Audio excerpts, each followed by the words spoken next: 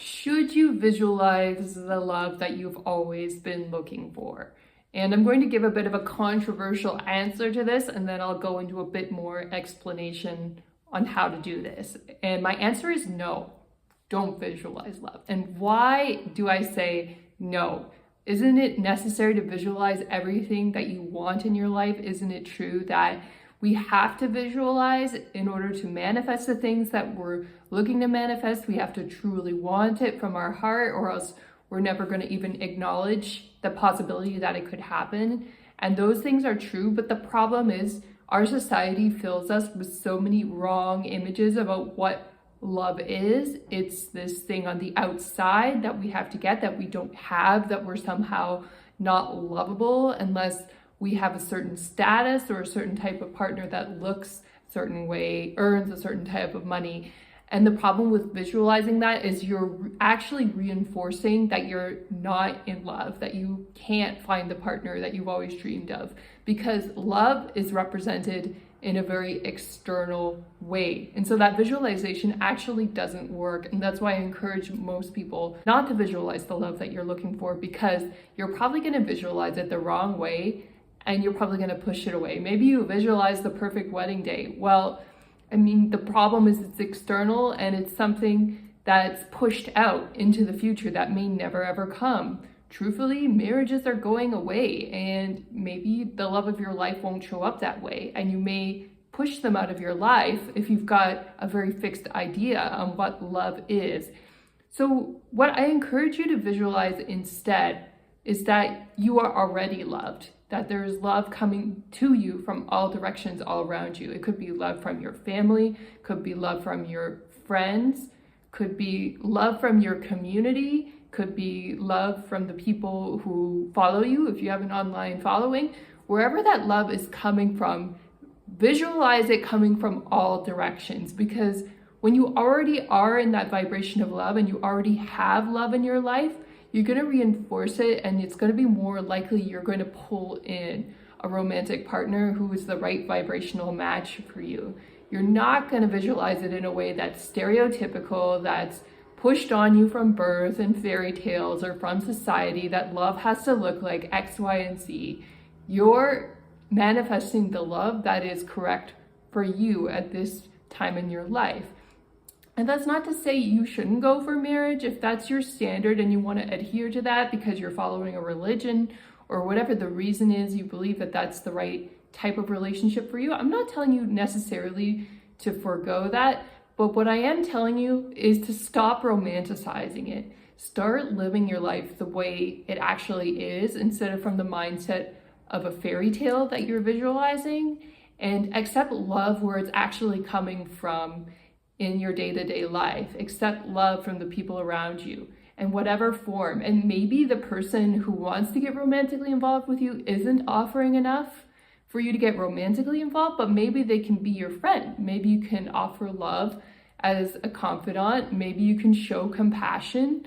So one of the mistakes we make when we're discerning our standards sometimes is that we judge that everyone around us who has different standards are automatically wrong. So sometimes religious people jump into this habit where they're like, oh, if it's not a marriage, it's wrong. If it's not for the purpose of procreating children, it's wrong. If you haven't followed all of society's standards and all of the rules of the religion, therefore it's wrong. And truthfully, this is kind of a fairy tale image of relationships that religions are kind of foisting upon us. And it's very well intentioned. They are trying to protect us. They are trying to help us have high moral standards in our relationship. But the problem with that is we judge other people, and we have to learn how to be discerning and not accept behavior that's not becoming of us.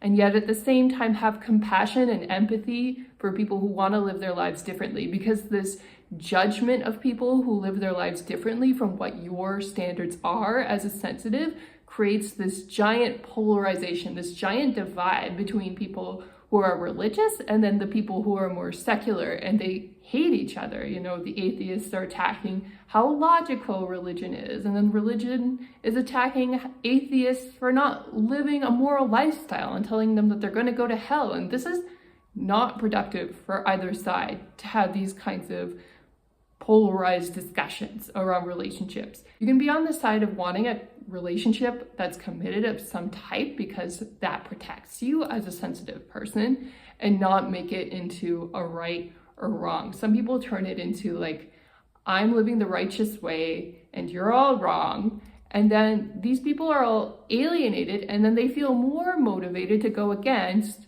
what you're actually saying is the correct lifestyle.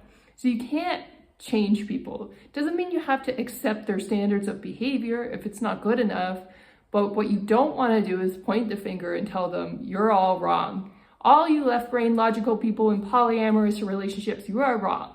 All those people experimenting with threesomes, you're all wrong. No, you don't want to do that. Just because it's not right for you doesn't mean you get to have fun pointing the finger at everyone else and telling them that they're all going to hell.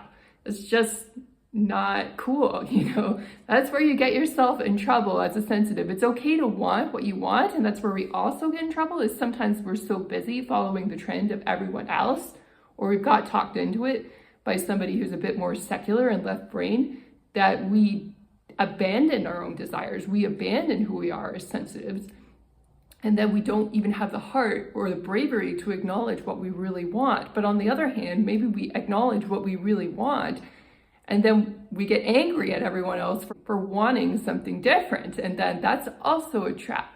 So you have to find a way to live with a little bit of ambiguity. We live in very ambiguous times. I don't know if you've noticed, but with inflation and society having really expensive housing and people ending up on the street, we are living with chronic uncertainty, and there are bigger things going on in the world than romantic relationships.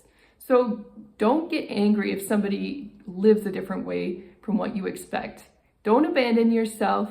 Stay true to your values and visualize love coming from every single direction. And you never know, maybe the secular people who you think are so different from you, maybe you can love them in a different way.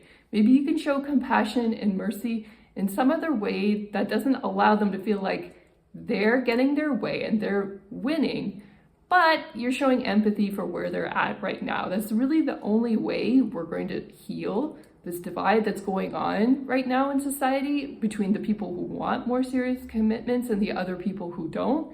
And if we're able to heal that divide and find a way to be compassionate towards each other and love each other for who we really are without, letting our standards slide, then we're going to have a much happier, healthier life, and love is going to be shared more openly and more freely in society, even between people who have very different sets of values.